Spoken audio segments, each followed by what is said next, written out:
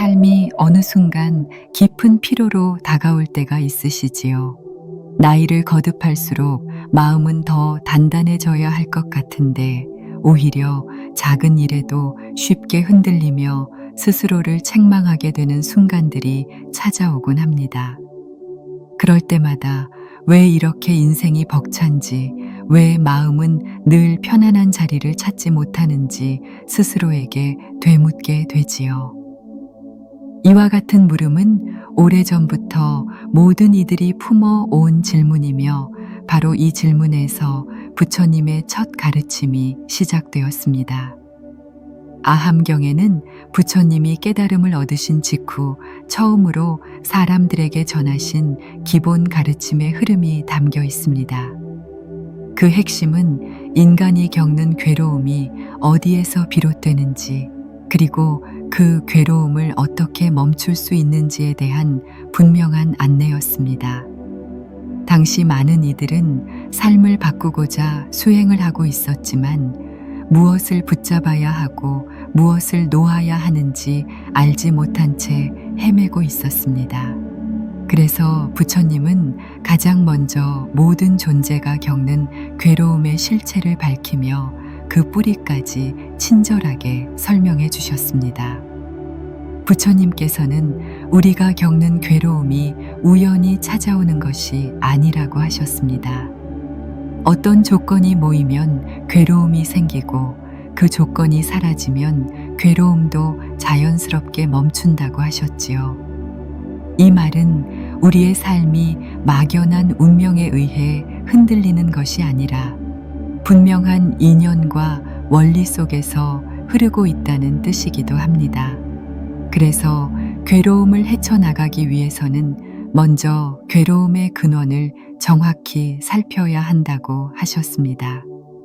아함경에서는 이를 매우 차분하고도 명확하게 풀어내어 우리 스스로 마음의 흐름을 바라보게 돕습니다.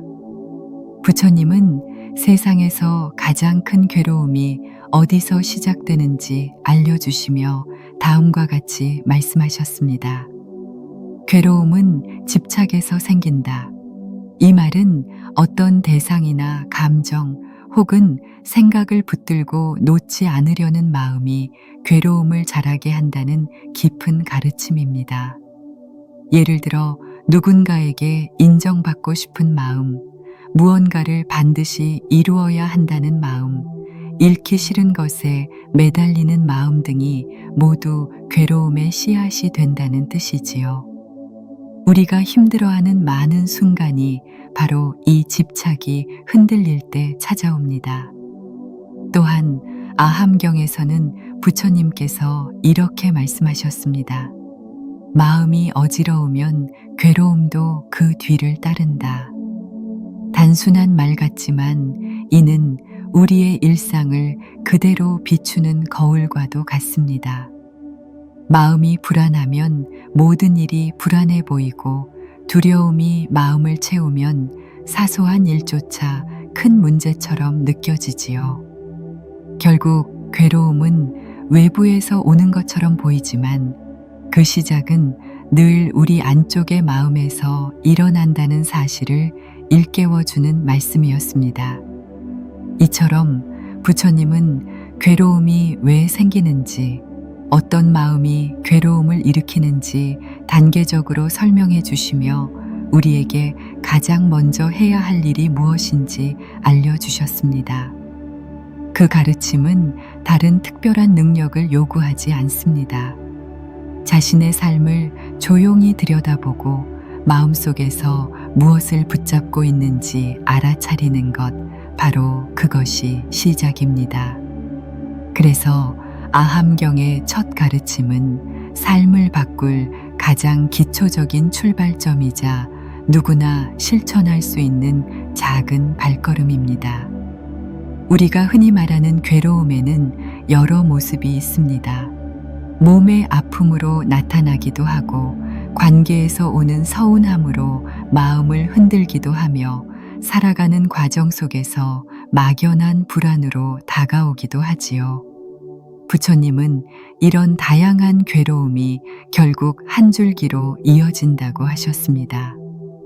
바로 내가 원하는 것이 뜻대로 되지 않을 때, 내 마음이 바라는 것과 현실이 어긋날 때 괴로움은 생겨난다는 것입니다. 그래서 괴로움의 실체를 제대로 이해하는 순간 그 괴로움을 지탱해온 구조도 자연스럽게 드러나게 됩니다. 이 가르침을 듣고 많은 이들이 처음으로 마음 깊은 곳에서 고개를 끄덕였다고 합니다. 그동안 삶이 막연히 힘들기만 했던 이유가 드디어 밝혀졌기 때문입니다. 괴로움은 내 잘못이나 능력 부족 때문이 아니라 내가 무엇인가를 반드시 이루어야 한다고 믿거나 어떤 감정을 놓고 싶지 않아 붙드는 마음에서 비롯되기 때문이었습니다. 이 사실을 알게 되는 순간 삶의 무게가 조금은 달리 느껴지기 시작합니다. 왜냐하면 괴로움의 원인이 분명하다면 그 괴로움을 멈출 길도 분명해지기 때문이지요. 부처님은 괴로움을 해결하는 첫걸음은 있는 그대로의 현실을 바르게 보는 것이라고 가르치셨습니다. 현실을 외면하거나 왜곡하지 않고 지금 내 마음이 어떤지, 무엇을 두려워하고 무엇을 붙잡고 있는지 정직하게 바라보는 것이지요. 이렇게 마음을 바라보는 힘이 생기면 괴로움에 휘둘리지 않고 괴로움과 거리두기를 할 수 있게 됩니다. 마치 어두운 방에 불을 켜면 방 안의 모든 것이 드러나듯이 마음의 등불을 켜면 괴로움 또한 자리에서 모습을 드러냅니다. 이 가르침은 오늘을 살아가는 우리에게도 그대로 적용됩니다. 나이가 들수록 마음의 짐은 자연스레 늘어나고 책임도 더해지며 삶의 무게가 예전보다 가볍지 않지요. 하지만 괴로움의 원리를 알게 되는 순간 그 무게는 이해로 바뀌고 이해는 다시 지혜가 되어 마음을 단단하게 만들어줍니다. 이것이 바로 아함경이 전하고자 한 첫 번째 진리입니다. 괴로움은 피할 수 없는 것이지만 그 뿌리를 알면 괴로움에서 벗어날 길 또한 반드시 존재한다는 사실입니다. 이제 괴로움의 실체를 살펴보았으니 다음 흐름에서는 괴로움이 어떻게 이어지고 그 괴로움을 멈추기 위해 무엇을 비춰보아야 하는지 조금 더 깊게 살펴보겠습니다. 삶을 바라보다 보면 어느 순간 마음이 스스로를 깊이 돌아보려는 흐름이 일어날 때가 있습니다. 조금만 괜찮아지면 좋겠다는 바람조차 무겁게 느껴지고 단단하다고 여겼던 마음이 예상치 못한 순간에 흔들려 스스로도 놀라기도 합니다. 그러나 이러한 경험은 누구에게나 자연스럽게 찾아오는 과정이며 바로 그 자리에서 부처님의 가르침은 빛을 드러냅니다. 괴로움의 실체를 이해했다면 이제 그 괴로움이 어떻게 이어지고 왜 끊어지지 않은 채 반복되는지를 살펴보아야 합니다. 아함경에서는 이 흐름을 매우 섬세하게 설명하며 괴로움이 어떻게 형성되는지를 하나하나 밝혀줍니다.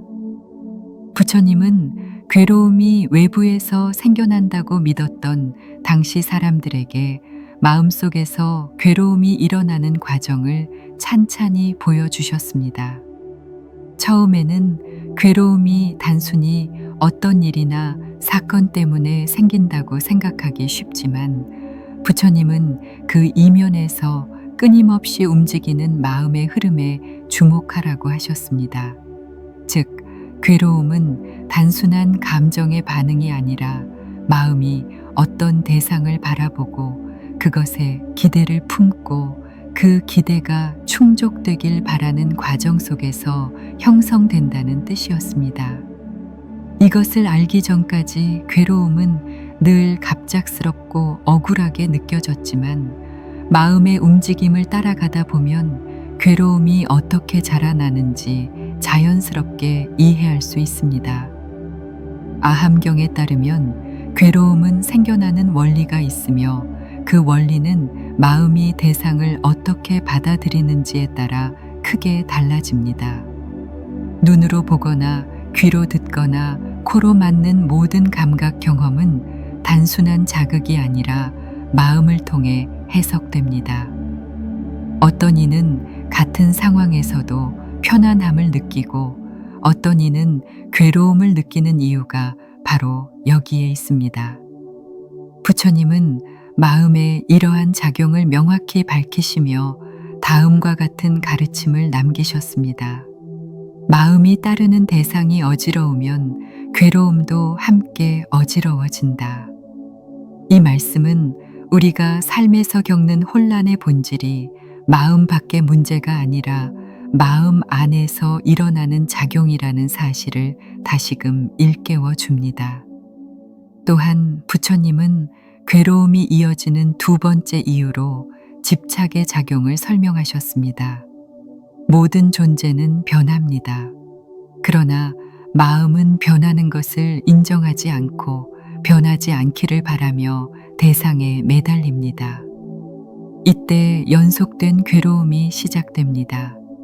어떤 상태가 계속되기를 바라는 마음, 이미 지나간 일을 붙잡고 놓지 않으려는 마음, 앞으로 일어날지 모르는 일에 미리 두려움을 품는 마음, 모두 괴로움을 쌓아 올리는 조건이 됩니다.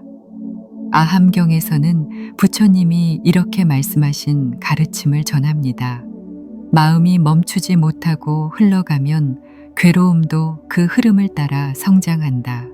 이 말씀은 마음을 제자리에서 바라보는 힘이 없다면 괴로움이 끊임없이 누적될 수밖에 없다는 뜻을 담고 있습니다. 이러한 설명을 따라가다 보면 괴로움이 단번에 사라지지 않는 이유가 분명해집니다. 괴로움은 어느 날 갑자기 나타나는 것이 아니라 마음이 대상을 받아들이고 해석하는 과정이 반복되면서 점점 쌓이기 때문입니다. 그래서 괴로움은 돌처럼 굳어 있는 것이 아니라 물처럼 흐르는 마음의 작용에서 비롯됩니다. 이 흐름을 바로 보지 못하면 괴로움은 더 큰 괴로움을 만들어내고 이해하지 못한 마음은 또다시 새로운 괴로움을 불러오게 됩니다. 그러므로 괴로움의 연속을 끊기 위해 가장 먼저 해야 할 일은 그 흐름을 있는 그대로 바라보는 힘을 기르는 것입니다. 부처님께서 이 마음의 흐름을 설명하신 이유는 단순한 이론을 전하기 위한 것이 아니었습니다. 오히려 우리에게 직접 괴로움에서 벗어날 수 있는 길을 보여주시기 위함이었습니다. 마음을 바르게 관찰하는 힘이 생기면 괴로움은 예전처럼 우리를 흔들지 못합니다.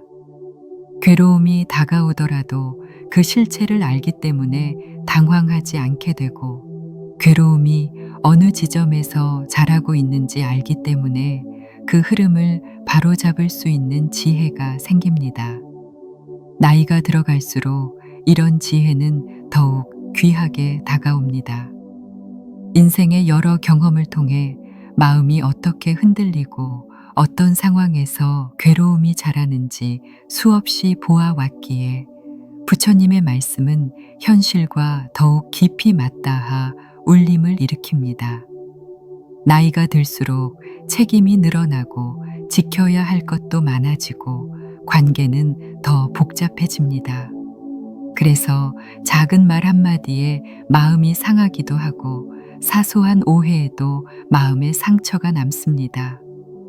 이런 경험 속에서 많은 이들이 스스로를 탓하지만 부처님의 가르침은 이런 마음을 부드럽게 감싸며 이렇게 알려줍니다. 마음의 흐름을 바로 보면 괴로움의 연속은 끊어진다. 그래서 괴로움의 뿌리를 이해했다면 이제 그 괴로움이 마음속에서 어떻게 연결되고 자라는지를 들여다보는 과정은 매우 중요합니다. 아함경의 가르침은 결코 먼 이야기나 특별한 수행자만의 길이 아닙니다. 일상의 작은 순간에서도 마음은 늘 흐르고 괴로움의 흔적은 자주 나타납니다. 그러나 그 흐름을 알아차리는 작은 힘이 생기기만 해도 괴로움은 예전처럼 마음을 휘어잡지 못합니다. 그래서 부처님은 괴로움의 원리를 밝히신 뒤 그 괴로움이 만들어지는 과정을 자세히 설명하셨고, 이제 우리는 그 가르침 속에서 다음 단계로 나아갈 준비를 하게 됩니다. 괴로움이 이어지는 구조를 알게 되었다면 그 흐름을 어떻게 놓아줄 수 있는지도 분명해지기 때문입니다. 삶을 살아오며 어느 순간 문득 이런 생각이 드실 때가 있으시지요. 왜 나는 그토록 애써 살아왔는데도 마음은 늘 편안하지 못한가? 왜 어떤 일은 시간이 지나도 잊히지 않고, 왜 어떤 감정은 오래도록 나를 쥐고 놓아주지 않는가? 이러한 의문은 누구나 겪는 자연스러운 흐름이며, 바로 그 지점에서 아함경의 가르침은 한층 더 깊은 의미를 드러냅니다. 앞선 내용에서 괴로움의 실체와 그 흐름을 살펴보았다면, 이제는 그 괴로움이 왜 반복되는지, 그리고 그 반복이 어떻게 멈출 수 있는지를 한층 더 세밀하게 들여다볼 차례입니다. 부처님은 괴로움이 이어지는 가장 큰 이유를 마음의 습관에서 찾으셨습니다. 마음은 과거에 익숙했던 방식으로 스스로를 움직이려는 경향이 있습니다. 오래전에 느꼈던 서운함이 시간이 흘러도 쉽게 사라지지 않는 이유도, 어떤 사람에게 받은 상처가 오랫동안 남는 이유도 마음이 익숙한 감정의 흔적을 반복하려 하기 때문입니다. 이 작용은 무의식적으로 일어나며 우리가 의도하지 않아도 마음은 익숙한 길을 따라가 버립니다. 그래서 부처님은 이러한 마음의 성향을 정확히 보아야 한다고 하셨습니다. 마음이 익숙한 괴로움을 따라가면 괴로움은 끊임없이 이어진다. 이 말씀은 괴로움의 반복이 단순한 운명이 아니라 마음의 작용이라는 것을 짚어주는 중요한 가르침입니다. 또한 부처님은 괴로움의 반복을 더욱 굳게 만드는 두 번째 요인을 집착의 심화라고 설명하셨습니다. 어떤 감정에 오래 머물다 보면 그것이 나 자신이라고 착각하게 됩니다. 예를 들어 억울함이 오래되면 세상을 늘 부정적으로 바라보게 되고, 불안이 오래되면 앞으로 일어날 모든 일에 미리 떨림을 느끼게 됩니다. 이런 방식으로 마음이 특정 감정과 하나가 되면 괴로움은 더욱 깊게 자리 잡게 됩니다. 아함경에서는 이와 같은 부처님의 말씀을 전하고 있습니다. 마음이 붙잡는 것이 많을수록 괴로움은 무겁게 쌓인다. 이 말씀은 단순히 감정을 조절하라는 뜻이 아니라 마음이 붙들고 있는 대상을 바라보라는 초대이기도 합니다. 이 과정에서 중요한 점은 괴로움의 반복을 멈추기 위해 억지로 감정을 누르거나 없애려 하지 않는 것입니다. 부처님은 감정을 억누르는 것이 아니라 있는 그대로 바라보는 지혜가 필요하다고 하셨습니다. 감정을 억누르면 잠시 조용해지는 듯하지만 마음속 깊은 곳에서 다시 힘을 얻어 올라오게 됩니다. 그러나 그 감정의 실체를 바라보고 이해하면 어느 순간 그 감정은 스스로 힘을 잃기 시작합니다. 이것이 바로 부처님이 강조하신 마음의 통찰이며 괴로움의 반복을 끊는 가장 중요한 지점입니다. 마음을 바라보는 힘은 고요 속에서 저절로 자라며, 이런 힘은 시간이 쌓이면서 삶의 모든 순간에 지혜로 작용하게 됩니다. 부처님의 가르침을 따라 마음을 관찰하다 보면 자연스럽게 한 가지 사실을 깨닫게 됩니다. 괴로움은 실체가 아니라 조건이 모여 생기는 흐름이라는 사실입니다. 흐름은 멈출 수 있으며 조건은 바뀔 수 있습니다. 이것이 바로 희망의 뿌리입니다. 아함경에서 부처님은 이렇게 말씀하셨습니다. 조건이 사라지면 괴로움도 사라진다. 이 가르침은 매우 단순하지만 우리의 삶에 그대로 적용되는 진리입니다. 어떤 괴로움이든 그 괴로움을 붙들고 있는 조건이 사라지면 자연스럽게 힘을 잃습니다. 그 조건은 집착일 수도 있고 두려움일 수도 있으며 익숙함에서 비롯된 마음의 습관일 수도 있습니다. 조건을 바꾸는 순간 괴로움도 흐름을 바꾸어 사라질 준비를 하게 됩니다. 이런 가르침을 듣다 보면 마음 한구석에서 조금씩 편안함이 피어오릅니다. 내가 겪어온 괴로움이 이유 없이 반복된 것이 아니었다는 사실을 이해하는 순간 마음은 이전보다 훨씬 가벼워지기 때문입니다. 더 이상 나 자신을 탓할 필요도 없고 지나간 일 때문에 마음을 갉아먹을 이유도 없습니다. 괴로움의 반복이 나의 잘못이 아니라 마음의 습관에서 비롯된 것임을 알면 즉시 마음은 긴장을 풀기 시작합니다. 이것이 바로 이해가 주는 치유입니다. 치유는 특별한 능력이나 거창한 수행에서 시작되는 것이 아니라 괴로움의 원리를 올바르게 이해하는 바로 그 순간에 시작됩니다. 이제 괴로움의 반복을 멈추기 위한 다음 단계는 마음속에 자리한 익숙한 흐름을 부드럽게 놓아주는 일입니다. 익숙함이 나를 지켜주는 것처럼 느껴지기도 하지만 실제로는 나를 묶어두는 경우가 많습니다. 부처님은 마음의 움직임을 억지로 바로잡으려 하지 말고 그 움직임을 이해하라고 하셨습니다. 이해가 깊어지면 마음은 더 이상 익숙한 괴로움에 끌려가지 않고 자연스럽게 새로운 흐름을 선택할 수 있게 됩니다. 이것은 억지로 바꾸는 변화가 아니라 스스로 자라나는 변화입니다.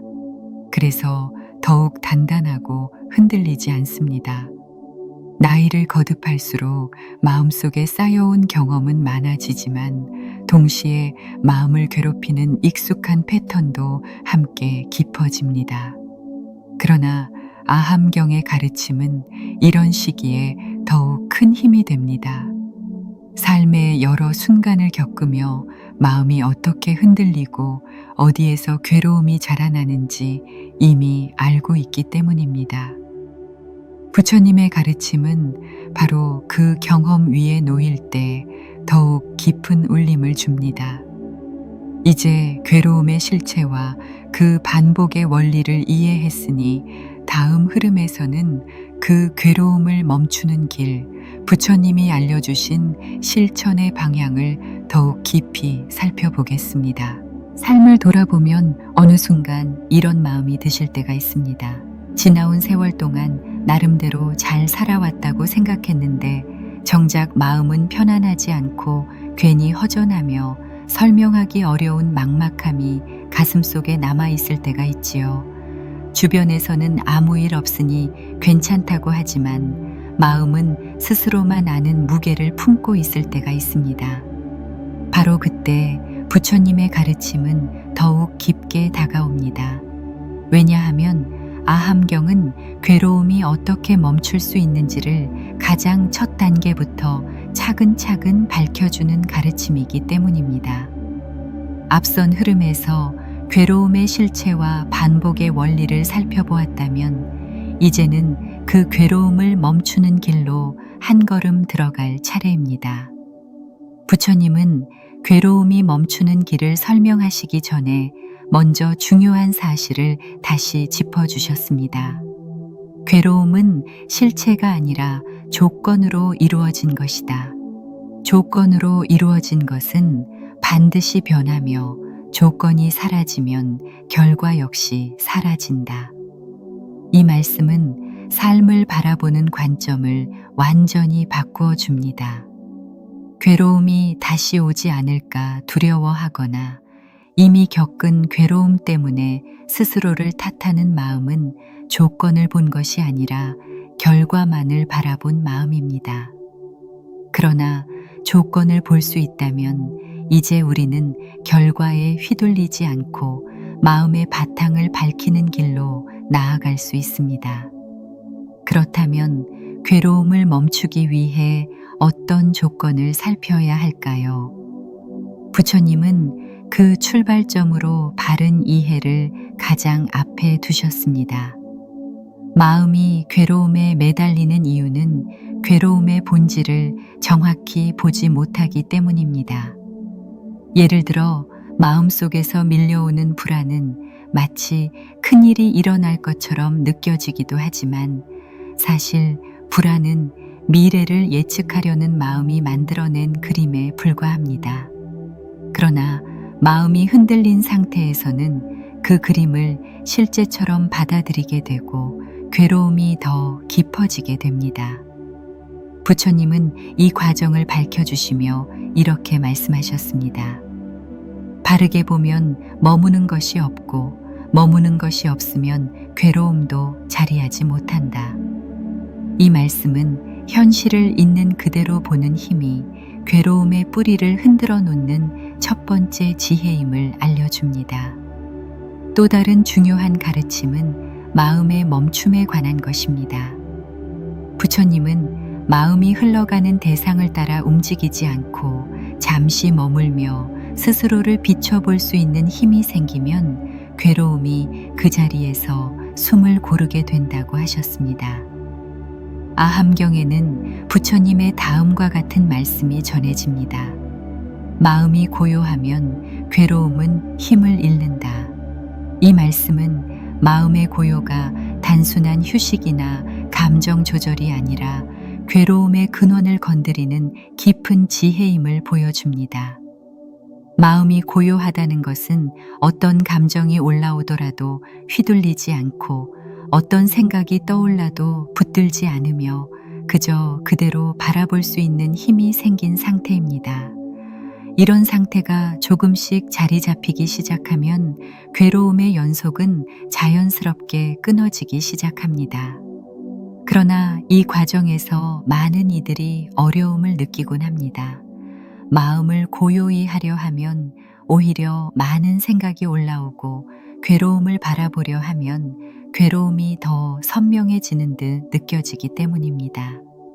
부처님은 이런 경험을 매우 자연스럽게 보셨습니다. 마음은 무수한 세월 동안 익숙한 방식대로 움직여 왔기 때문에 새로운 길을 열려고 하면 처음에는 더 요동치는 것이 당연하다고 하셨습니다. 중요한 것은 요동침을 두려워하지 않는 것입니다. 요동치는 마음을 괴로운 것으로 보지 않고 그 자체가 하나의 흐름임을 이해하면 마음은 그 순간부터 실타래가 풀리듯 부드러워집니다. 즉, 고요는 억지로 만드는 것이 아니라 요동침을 있는 그대로 보는 순간 기다리듯 찾아오는 것입니다. 이때 많은 분들이 오해하는 부분이 있습니다. 괴로움을 멈추기 위해 특별한 수행이나 정해진 절차가 있어야 한다고 생각하는 것입니다. 물론 수행의 길에는 여러 방식이 있지만 아함경에서 부처님이 강조하신 흐름은 아주 단순하고 일상적입니다. 괴로움을 멈추기 위한 첫 걸음은 마음이 무엇을 붙잡고 있는지 알아차리는 것입니다. 이 알아차림이 생기는 순간 괴로움은 이전처럼 무작정 커지지 못합니다.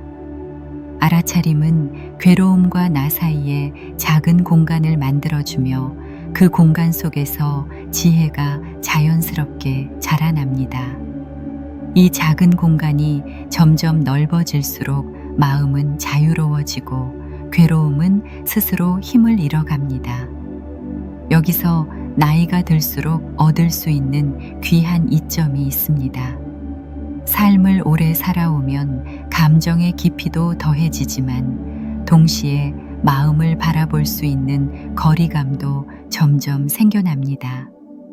젊을 때는 감정과 나를 구분하지 못해 괴로움이 나 자신이라고 느껴졌지만 세월이 흐르면서 우리는 경험을 통해 감정이 흘러가는 것임을 자연스럽게 배웁니다.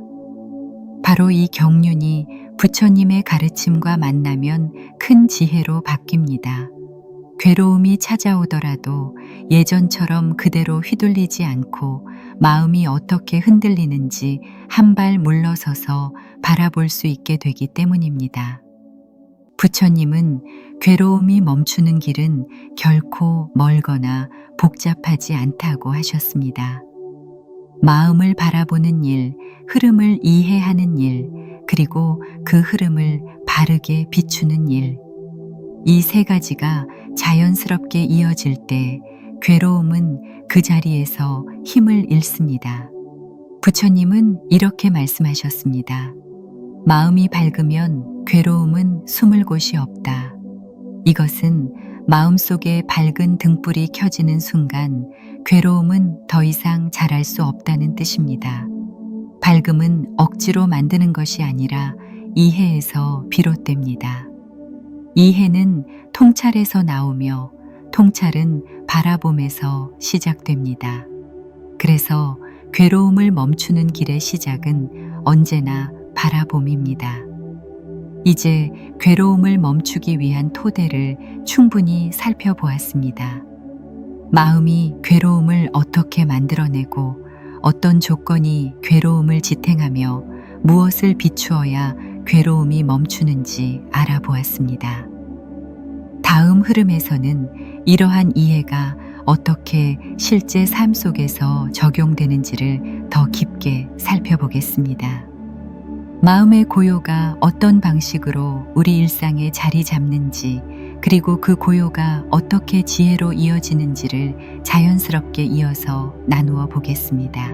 세월이 흐르면서 마음이 조금은 단단해졌다고 느끼지만 어느 순간 이유 없이 치밀어 오르는 감정 때문에 스스로 당황스러울 때가 있으시지요. 분명 지난날의 상처를 넘어섰다고 생각했는데 비슷한 상황이 다시 찾아오면 마음이 예전의 자리로 돌아가 버리는 듯해 괴로움이 또다시 피어오르기도 합니다. 이러한 경험은 누구에게나 자연스럽게 찾아오는 흐름이며 바로 이 자리에서 아함경의 가르침은 일상의 숨결과 한층 깊이 연결됩니다. 이제 괴로움이 멈추는 원리를 넘어 그 멈춤이 실제 삶 속에서 어떻게 뿌리내리는지 살펴볼 차례입니다. 부처님은 괴로움이 멈추기 위해서는 마음이 머무는 자리를 바르게 밝히는 것이 무엇보다 중요하다고 하셨습니다. 마음은 늘 무언가를 향해 움직이기 때문에 근본을 비추지 않으면 괴로움은 금세 다시 모습을 드러냅니다. 그래서 부처님은 먼저 마음이 향해야 할 자리를 알려주시며 이렇게 말씀하셨습니다. 마음이 바르게 머무르면 모든 흐름은 고요해진다. 이 말씀은 마음이 바른 자리에서 숨을 고르면 괴로움이 흔들림을 잃는다는 뜻입니다. 바른 자리는 억지로 만드는 것이 아니라 마음을 바라보며 자연스럽게 드러나는 자리입니다. 또 부처님은 다음과 같은 법문을 남기셨습니다. 바른 마음은 괴로움을 넘는 달이다. 이 말씀은 마음을 올바로 세우는 일이 수행의 핵심이자 삶의 변화가 시작되는 근본임을 알려줍니다. 마음이 어지러우면 아무리 좋은 가르침을 들어도 힘을 잃지만 마음이 고요히 비추기 시작하면 작은 가르침 하나도 삶 전체를 바꾸는 힘이 됩니다. 이처럼 바른 마음의 자리는 괴로움에서 벗어나는 길이자 지혜가 싹 트는 자리입니다. 삶을 살다 보면 마음이 저절로 어지러워지는 순간들이 있습니다. 기대했던 일이 뜻대로 되지 않을 때, 가까운 사람의 말 한마디가 마음을 상하게 할 때, 과거의 기억이 불현듯 떠오를 때, 우리는 흔들리지 않으려 해도 자연스럽게 흔들리곤 합니다. 그러나 부처님은 이러한 흔들림을 두려워하지 말라고 하셨습니다. 마음이 흔들리는 순간이야말로 마음의 본 모습을 비출 수 있는 가장 좋은 기회라고 하셨기 때문입니다. 흔들림을 억누르려 하면 괴로움은 더 깊어지지만 흔들리는 마음을 있는 그대로 바라보면 그 속에서 지혜가 자라납니다. 이 바라봄의 힘은 일상 속 작은 순간에서부터 시작됩니다. 감정이 조금만 요동쳐도 이전에는 바로 반응하던 마음이 바라봄이 익숙해지면 반응하지 않고 잠시 멈추게 됩니다. 이 멈춤은 억지로 만드는 멈춤이 아니라 알아차림에서 비롯된 부드러운 멈춤입니다. 이 순간 마음과 감정 사이에 작은 틈이 생기고 바로 그 틈에서 괴로움을 다르게 바라볼 수 있는 힘이 길러집니다.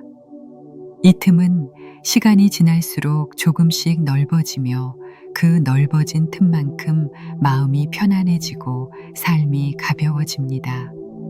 나이가 들수록 이러한 변화는 더욱 분명하게 다가옵니다.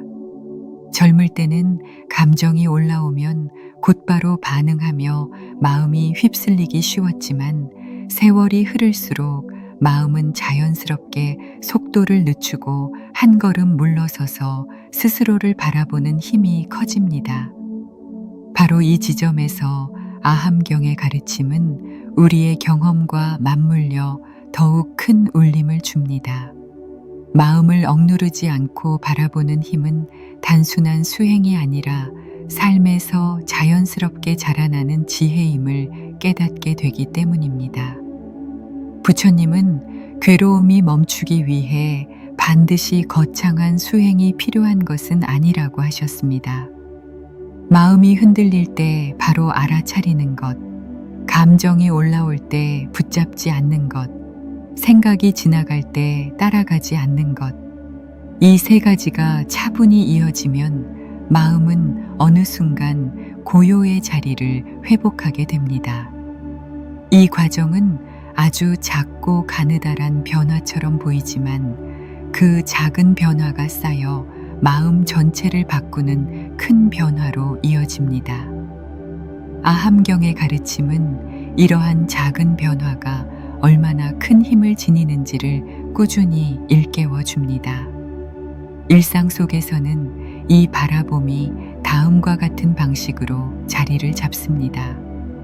마음이 불편할 때 그 불편함이 어디에서 시작되었는지 스스로에게 조용히 물어보는 습관, 누군가의 말에 마음이 흔들릴 때 즉시 반응하지 않고 숨을 한번 고르는 여유, 과거의 기억이 떠오를 때 그 기억이 나를 정의하지 않는다는 사실을 스스로에게 다시 일깨우는 태도, 이런 작은 실천이 쌓이면 마음은 점차 밝아지고 괴로움은 힘을 잃습니다.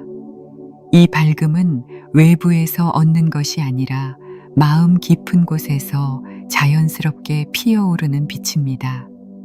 이 빛은 삶의 여러 순간을 부드럽게 비춰줍니다. 어려운 일이 생겨도 예전처럼 두려움에 휘둘리지 않고 차분히 바라볼 수 있고, 오래된 감정이 올라와도 그 감정이 금세 사라질 것임을 알기에 마음이 무겁게 가라앉지 않습니다.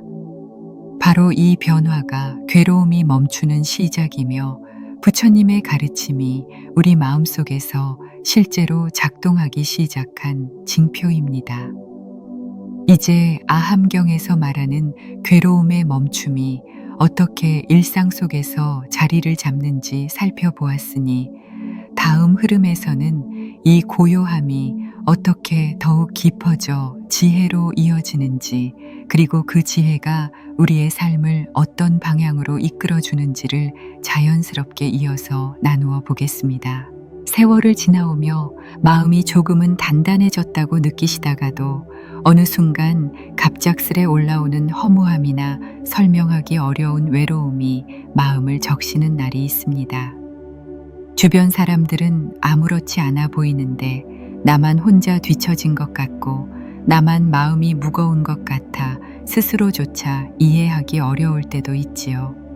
이러한 순간들은 누구에게나 찾아오는 깊은 인생의 고비이며 바로 이 지점에서 부처님의 가르침은 마음에 온전히 스며드는 힘을 지니게 됩니다. 앞선 흐름에서 괴로움이 어떻게 멈추며 일상에서 어떻게 고요가 자리 잡는지를 살펴보았다면 이제는 그 고요가 더 깊이 자라 지혜로 이어지는 과정을 살펴볼 때입니다. 부처님은 괴로움이 단순히 멈추는 데서 끝나는 것이 아니라 그 멈춤 위에 지혜가 자라야 한다고 하셨습니다. 괴로움이 멈추었다고 해서 마음이 곧바로 완전한 평온을 얻는 것은 아니기 때문입니다. 괴로움이 잠잠해진 자리에 새로운 길이 열릴 때 비로소 지혜가 드러납니다. 이 지혜는 특별한 공부나 이론에서 나오는 것이 아니라 괴로움의 본질을 이해하고 그 괴로움에서 한 발 뒤로 물러서서 바라볼 수 있는 힘에서 자라납니다. 아함경에서는 부처님이 이렇게 말씀하시며 이를 분명히 밝혀주고 있습니다. 마음이 스스로를 비추면 지혜는 자연히 솟는다. 이 말씀은 지혜가 억지로 만들어지는 것이 아니라 고요와 이해가 겹쳐지는 자리에서 저절로 피어난다는 뜻입니다. 마음이 고요하기만 하면 일시적으로 편안함은 찾을 수 있지만 오래가지 못합니다. 고요 속에서 나를 비추는 통찰이 더해질 때 그것이 삶을 이끄는 지혜가 됩니다. 이 지혜는 삶의 모든 순간에 작용하며 작은 일에도 흔들리던 마음을 넓은 바다처럼 받아들이는 힘을 길러줍니다. 나이가 들수록 이 지혜는 더욱 절실하게 다가옵니다. 세월 동안 쌓아온 경험 덕분에 지혜는 더 깊고 안정적으로 자라기 때문입니다. 부처님은 지혜가 일어나는 방식도 매우 상세하게 설명해 주셨습니다. 마음이 고요해지면 그동안 보이지 않던 마음의 움직임이 드러나고 그 움직임을 따라 생겨났던 괴로움의 흔적이 선명하게 보입니다. 이때 마음은 자연스럽게 묻습니다. 나는 왜 이 감정을 붙잡으려 했는가? 무엇이 나를 괴롭게 만들었는가? 이러한 물음이 바로 지혜의 시작입니다. 이 물음이 깊어질수록 마음은 더 넓어지고 괴로움은 더 멀어집니다. 부처님은 다음과 같은 법문을 남기셨습니다.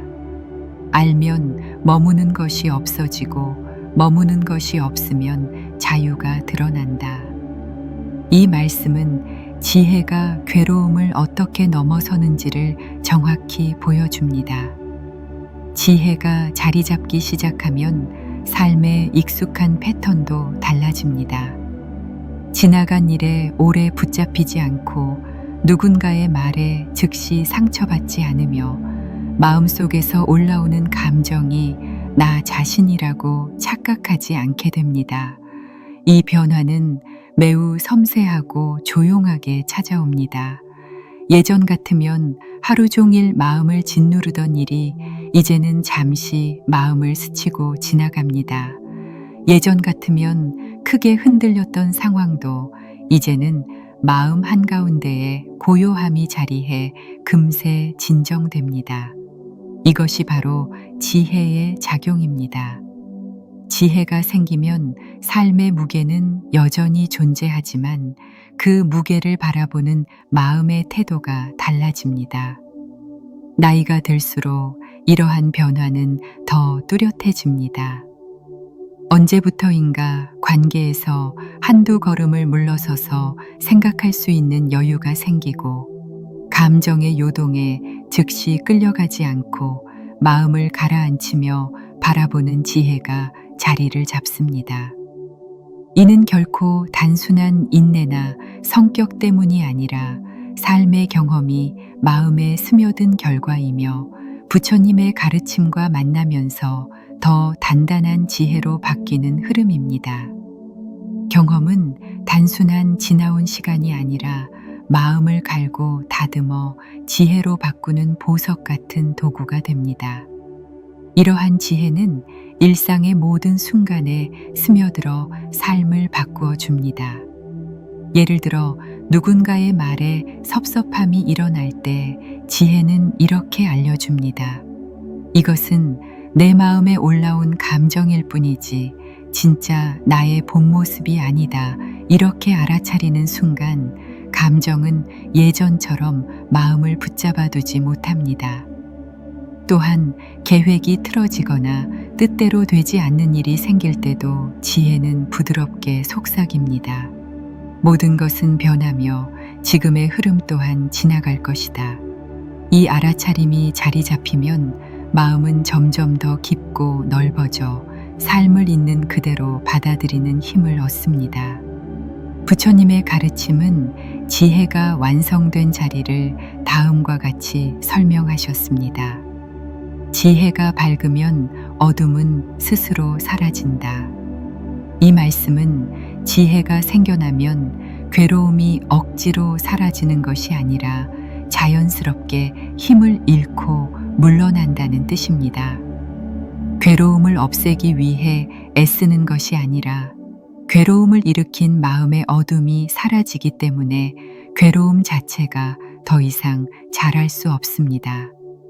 이 변화가 일어날 때 삶은 이전보다 훨씬 가벼워지고 마음은 더욱 단단하면서도 부드러운 자리를 찾게 됩니다. 이제 괴로움이 멈추고 그 위에 자라는 지혜의 작용까지 살펴보았습니다. 다음 흐름에서는 이러한 지혜가 어떻게 삶 전체를 바꾸고 마음이 어떤 방식으로 완성된 고요의 자리를 향해 나아가는지를 이어서 나누어 보겠습니다. 삶이 어느 정도 자리 잡은 듯 보이지만 마음속에서는 여전히 설명하기 어려운 파도가 치고 있을 때가 있습니다.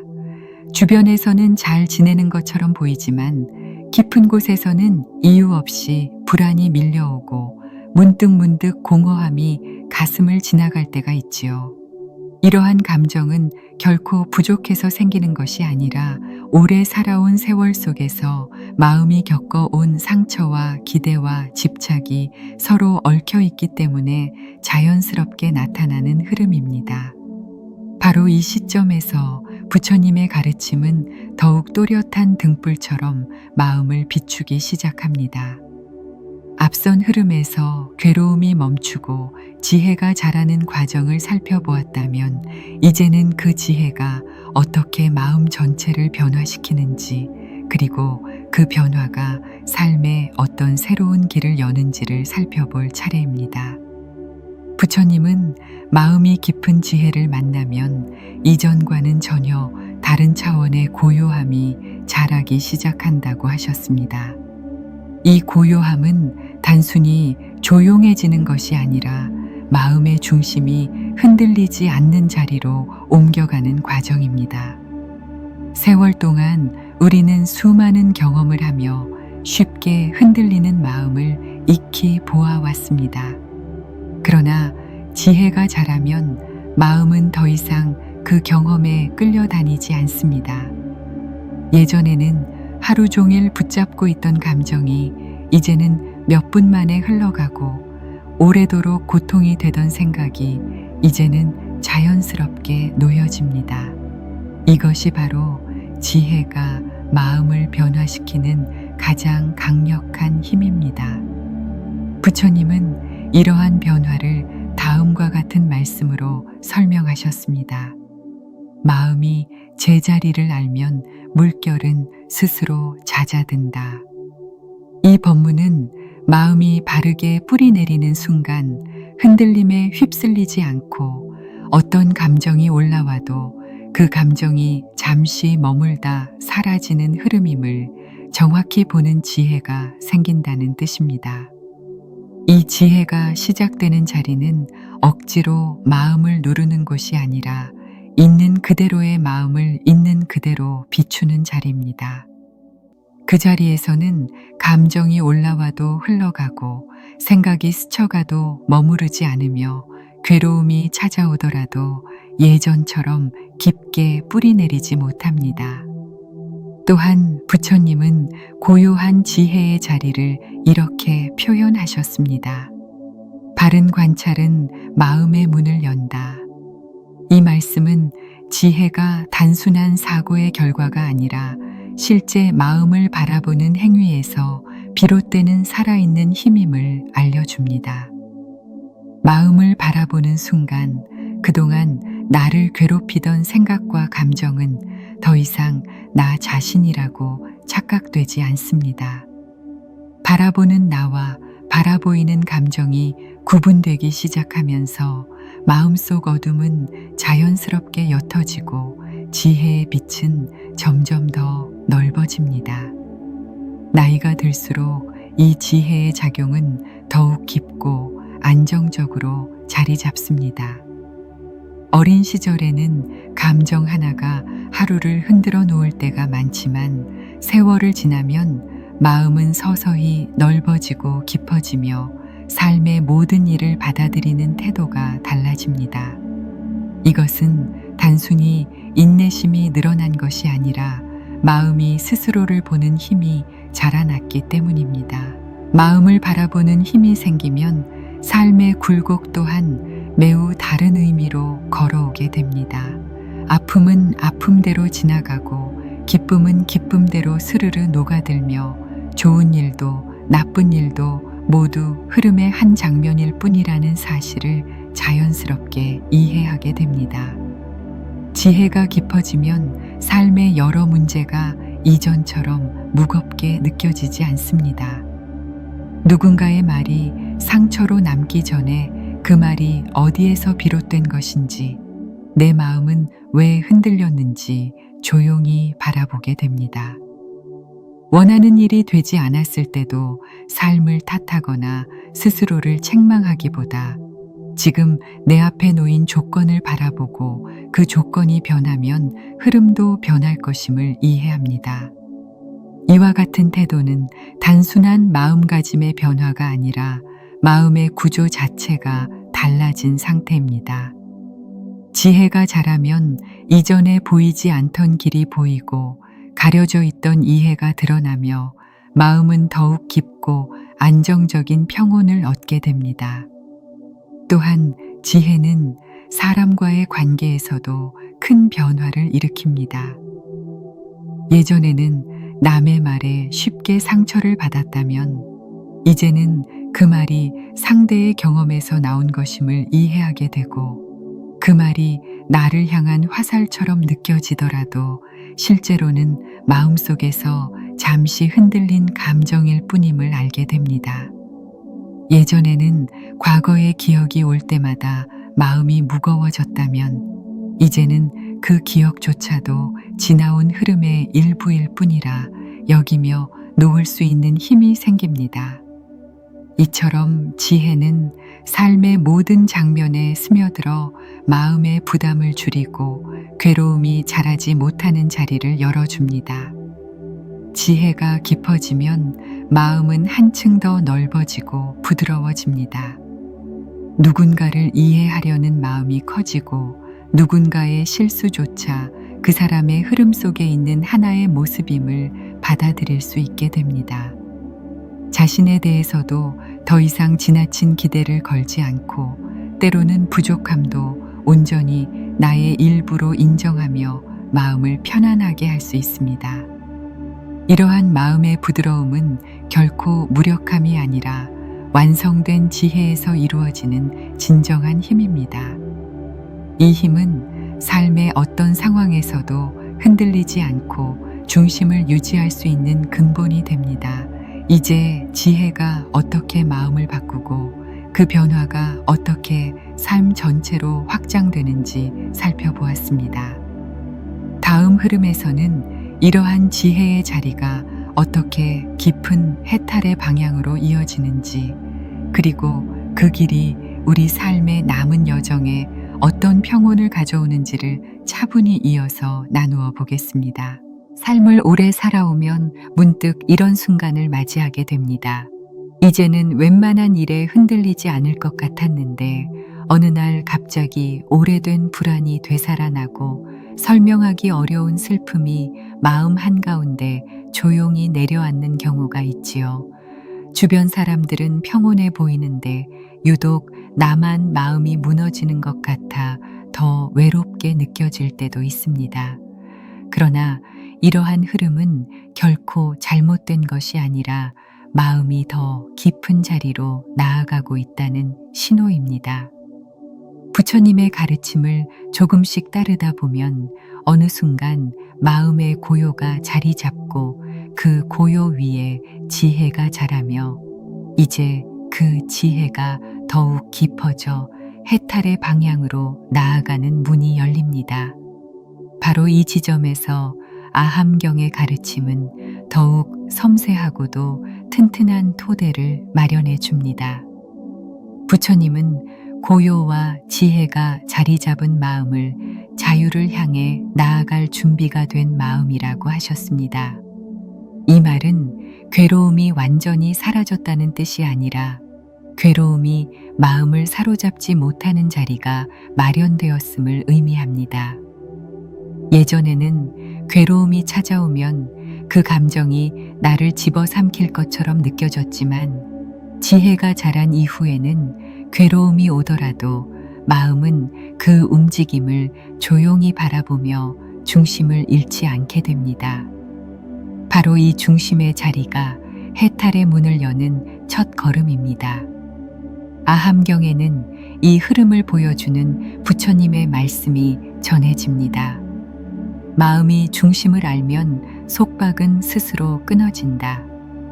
이 법문은 마음이 어디에 머물러야 하는지를 알려주는 가르침이며 해탈의 방향이 어디로 향하는지를 밝히는 등불과도 같습니다. 또한 부처님은 괴로움이 멈추기만 해도 큰 변화이지만 그 멈춤에서 한 걸음 더 나아가 마음이 스스로 자유를 얻기 시작할 때 비로소 해탈의 길이 열린다고 하셨습니다. 해탈은 특별한 존재에게만 주어진 길이 아니라 마음의 흐름을 이해하고 괴로움의 구조를 밝히며 그 흐름을 있는 그대로 비추는 사람이 누구나 걸을 수 있는 길입니다. 부처님은 이렇게 말씀하셨습니다. 자유는 바깥에서 오는 것이 아니라 마음이 놓일 때 드러난다. 이 말씀은 해탈이 외부의 조건이나 특별한 상황에서 이루어지는 것이 아니라 마음이 바르게 놓이는 순간 자연스럽게 피어오르는 상태임을 알려줍니다.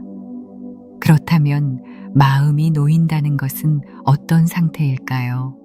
마음이 놓인다는 것은 감정이나 생각을 억누르거나 지우는 것이 아니라 그것들이 일어나는 과정을 있는 그대로 바라보며 더 이상 나의 것이라고 붙잡지 않는 상태입니다. 예를 들어 누군가의 말에 순간적으로 마음이 흔들리더라도 그 흔들림을 나라고 여기지 않고 하나의 흐름으로 보게 되면 마음은 다시 중심을 향해 돌아옵니다. 과거의 기억이 떠올라도 그 기억을 다시 끌어안지 않고 흘러가는 흐름으로 바라보게 되면 마음은 그 기억에 묶이지 않습니다. 바로 이 순간순간의 노힘이 쌓여 마음은 무거운 짐을 하나둘 내려놓게 되며 자연스럽게 해탈로 향하는 길이 열립니다. 이 과정에서 중요한 점은 해탈이 결코 먼 곳에 있지 않다는 사실입니다. 부처님이 말씀하신 해탈은 일상 속에서 일어나는 작은 변화들, 작은 노힘들, 작은 알아차림들이 하나씩 쌓여 만들어지는 자리입니다. 어느 날 갑자기 큰 변화가 일어나는 것이 아니라 조용히 그러나 꾸준히 마음이 가벼워지고 밝아지며 자유로워지는 흐름 속에서 해탈은 조금씩 가까워집니다. 나이가 들수록 이러한 과정은 더 깊은 울림으로 다가옵니다. 세월 동안 마음에 쌓였던 경험들이 부처님의 가르침과 만나며 자연스럽게 지혜로 변하기 때문입니다. 지혜가 깊어지고 마음이 놓이기 시작하면 삶에서 일어나는 문제들을 바라보는 시각도 크게 달라집니다. 예전에는 문제가 생기면 문제 속으로 빠져들어 괴로움이 더욱 커졌지만 이제는 문제를 직면하더라도 그 문제와 일정한 거리를 두고 바라볼 수 있습니다. 그 거리가 바로 자유의 공간입니다. 이 공간 덕분에 문제는 더 이상 마음을 집어삼키지 못하고 마음은 문제 너머의 흐름을 볼 수 있는 힘을 얻게 됩니다. 이는 단순한 심리적 안정이 아니라 부처님이 말씀하신 해탈의 초기 단계입니다.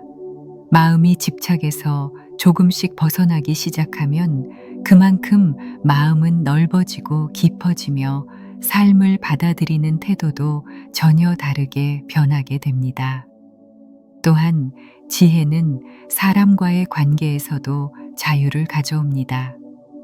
예전에는 누군가가 한 말 때문에 밤잠을 설치기도 하고 과거에 듣기 싫었던 말이 오래 남아 마음을 무겁게 했습니다. 그러나 지혜가 깊어지고 마음이 놓이기 시작하면 이러한 말들이 예전처럼 힘을 발휘하지 못합니다. 상대의 말이 나의 마음을 흔들었을지라도 그 말이 상대의 마음에서 비롯된 것임을 이해하게 되며 그 말이 나라는 존재를 정의할 수 없다는 것을 알게 됩니다. 이 이해는 관계 속에서도 큰 숨통을 트게 해줍니다. 이것이 바로 자유입니다. 마음이 사람에게 묶이지 않고 상황에도 묶이지 않으며 감정에도 묶이지 않고 흐름을 따라 나아가는 힘입니다. 삶을 돌아보면 자유는 언제나 마음 바깥에서 얻으려 할 때 더 멀어졌습니다. 좋은 환경, 완벽한 관계, 뜻대로 흘러가는 삶을 바라며 자유를 얻으려 하면 오히려 마음은 더 무거워지고 괴로움은 더 깊어졌습니다. 그러나 아함경의 가르침은 완전히 다른 방향을 알려줍니다. 자유는 바깥에서 얻는 것이 아니라 마음에서 집착이 떨어질 때 자연히 드러나는 것이라고 말이지요. 바로 이 지점에서 우리는 깨닫게 됩니다. 자유는 우리가 찾는 대상이 아니라 이미 마음속에 있었던 자리라는 사실을, 이제 고요가 깊어졌고 지혜가 자라났으며 마음은 점차 자유를 향해 나아가는 흐름을 형성했습니다. 마지막 흐름에서는 이러한 자유가 어떻게 완성의 자리로 이어지고 그 완성이 삶에 어떤 해방과 평온을 가져오는지를 차분하게 이어서 나누어 보겠습니다. 삶을 걸어오며 어느 순간 이런 생각이 드셨을지도 모릅니다. 나는 그동안 나름대로 잘 살아왔다고 여겼는데 왜 마음은 아직도 완전히 편안하지 못할까? 왜 어떤 감정은 끝났다고 생각해도 다시 찾아올까? 그러나 이러한 물음은 결코 부족해서 생기는 것이 아니며 오히려 마음이 더 깊은 자리로 나아가고 있다는 신호입니다. 이제 아함경의 가르침을 따라 괴로움의 실체를 보고 그 반복을 이해하고 고요를 익히고 지혜를 기르고 자유를 향해 한 걸음씩 나아왔다면 마지막으로 우리 삶에서 해탈의 자리가 어떻게 완성되는지 살펴볼 차례입니다. 이 흐름은 단숨에 이루어지는 것이 아니라 세월을 지나며 차분히 다져온 마음의 단단함 위에서 자연스럽게 피어오르는 꽃과 같습니다. 해탈은 괴로움이 완전히 사라지는 자리라고 표현되곤 하지만 부처님은 더 섬세한 설명을 주셨습니다. 괴로움이 완전히 사라지는 것이 아니라 괴로움이 마음을 붙잡지 못하는 자리가 바로 해탈이라고 하셨습니다. 즉, 괴로움이 오더라도 마음이 그 괴로움을 나라고 여기지 않고 흐름으로 바라볼 수 있는 상태, 어떤 감정이 일어나더라도 흔들림 없이 중심을 유지하는 상태, 어떤 기억이 떠올라도 그것이 나를 묶지 못하는 상태가 바로 해탈입니다. 아함경에는 이 흐름을 다음과 같은 부처님의 말씀으로 전하고 있습니다. 마음이 비워지면 길은 스스로 열린다. 이 말씀은 해탈이 억지로 얻는 것이 아니라 마음이 비워지는 순간 자연히 드러나는 본래의 자리임을 알려줍니다. 부처님은 해탈의 자리를 또 이렇게 표현하셨습니다. 잡는 것이 없으면 머무는 것도 없다. 이 말씀은 집착이 사라진 마음의 풍경을 보여주는 가르침입니다. 마음이 어떤 감정, 어떤 생각, 어떤 상황에 매달리지 않을 때 마음은 거대한 하늘처럼 넓어집니다. 이 넓음 속에서는 괴로움이 머물 자리가 없습니다. 감정이 오더라도 잠시 피어오르다가 스르르 사라지고 생각이 일어나더라도 금세 흘러가며 마음은 늘 잔잔함을 유지합니다. 바로 이 상태가 해탈이 드러나는 자리입니다. 세월을 살아오며 우리는 자연스럽게 많은 것을 붙잡는 습관을 지녀왔습니다. 사람을 붙잡고, 관계를 붙잡고, 과거를 붙잡고, 기대를 붙잡고, 상처를 붙잡았습니다. 이러한 것들은 살아가는 데 필요한 경험이기도 했지만 어느 순간부터는 마음을 무겁게 하는 짐이 되기도 했습니다. 그러나 아함경의 가르침을 따라 마음을 바라보고 괴로움의 이유를 이해하고 지혜를 기르고 자유를 향해 나아오다 보면 이 모든 집착이 어느 순간 자연스럽게 풀리기 시작합니다. 억지로 놓으려 해서가 아니라 붙잡을 필요가 없다는 사실을 알게 되기 때문입니다. 바로 이 깨달음이 해탈을 완성하는 마지막 열쇠입니다. 이러한 해탈의 자리는 일상에서도 분명히 드러납니다. 예를 들어 오래도록 마음을 무겁게 했던 말이 이제는 예전처럼 상처를 남기지 않습니다. 누군가 나를 오해하더라도 서둘러 해명하려 애쓰기보다 그 오해마저도 상대의 흐름임을 이해하게 됩니다. 어떤 날은 마음이 흔들릴지라도 그 흔들림이 머물지 못하고 곧 잔잔함으로 돌아옵니다. 과거의 기억이 떠올라도 그 기억 속에 빠져들지 않고 흘러가도록 허락할 수 있는 마음이 생깁니다. 이 모든 변화는 해탈이 멀리 있는 것이 아니라 일상 속에서 이미 조용히 자라고 있었다는 증거입니다. 해탈이 완성된 마음은 삶의 굴곡을 두려워하지 않습니다. 왜냐하면 좋은 일도 나쁜 일도 모두 흘러가는 것임을 알기 때문입니다. 기쁨이 오면 기쁨을 즐기되 매달리지 않고 슬픔이 오면 그 슬픔을 인정하되 머물지 않으며 사람과의 인연도 억지로 지키려 하지 않고 자연스럽게 흐름에 맡길 수 있게 됩니다. 이 자리는 무기력이나 체념이 아니라 가장 강력한 자유이며 그 자유를 기반으로 한 가장 따뜻한 평온입니다. 부처님의 가르침은 바로 이 평온의 자리를 향해 우리를 한 걸음씩 이끌어 왔습니다. 나이가 들수록 해탈은 더 먼 이야기처럼 느껴질 수 있지만 사실은 그 반대입니다. 세월이 쌓일수록 마음은 더 넓어지고 경험은 더 깊어지며 그 틈 사이로 지혜는 자연스럽게 피어오릅니다. 세상을 바라보는 눈이 달라지고 마음의 무게를 바라보는 태도가 달라지며 괴로움을 대하는 방식이 달라집니다. 이러한 변화가 조금씩 쌓이면 해탈은 어느 날 갑자기 드러나는 것이 아니라 조용하고 은은하게 마음속에 자리하게 됩니다. 그리고 마지막으로 부처님은 해탈의 자리에서 자연스럽게 피어오르는 자비의 흐름을 강조하셨습니다. 마음이 자유를 얻으면 자신뿐 아니라 다른 사람의 괴로움도 더 깊이 이해할 수 있게 됩니다. 왜냐하면 내가 걸어온 길을 통해 괴로움이 어떻게 생기고 어떻게 멈추는지를 몸소 알게 되었기 때문입니다. 그러므로 해탈의 자리는 단순한 자기 해방이 아니라 모든 존재를 향한 이해와 따뜻함이 피어오르는 자리입니다. 이 자비는 작고 가늘지만 가장 깊고 큰 힘입니다. 이것이 부처님이 아함경에서 전하려 하신 괴로움의 멈춤과 자유의 길이 완성되는 마지막 단계입니다.